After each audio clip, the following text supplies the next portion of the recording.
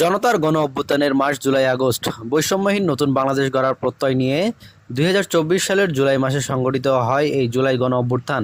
এই গণ অভ্যুত্থানে যাদের আত্মত্যাগ ও রক্তের বিনিময়ে এই দেশের মানুষ নতুনভাবে উত্তরণের স্বপ্ন দেখেছে, তাদের স্মৃতির প্রতি শ্রদ্ধা জানাতে ৫ই আগস্ট মঙ্গলবার সকাল ৯টায় দিনাজপুর সদরের ৩ নং ফাজিলপুর ইউনিয়নের বিশুপাই তেলিপাড়া গ্রামের মোহাম্মদ মুসলিম উদ্দিনের ছেলে জুলাই যোদ্ধা মরহুম রবিউল ইসলাম রাহুল এর মহারাজাপুর গ্রামে কবরে ফুল দিয়ে শ্রদ্ধা অর্পণ করেছেন দিনাজপুর জেলা প্রশাসক মোহাম্মদ রফিকুল ইসলাম, জেলা পুলিশ সুপার মোহাম্মদ মারফুত হুসাইন, দিনাজপুর জেলা পরিষদের প্রধান নির্বাহী কর্মকর্তা মোহাম্মদ মোখলেসুর রহমান, সদর উপজেলা নির্বাহী অফিসার মিস শাহিন সুলতানা, দিনাজপুর গণপূর্ত অধিদপ্তরের নির্বাহী প্রকৌশলী আবদুল্লাহ আল মামুন, দিনাজপুর জনস্বাস্থ্য প্রকৌশল অধিদপ্তরের নির্বাহী প্রকৌশলী মোহাম্মদ মুরাদ হোসেন, দিনাজপুর আঞ্চলিক শ্রম দপ্তরের উপপরিচালক ওসমান গনি সহ বিভিন্ন দপ্তরের সরকারি দপ্তরের প্রধান ও স্থানীয় সংগঠনসমূহ।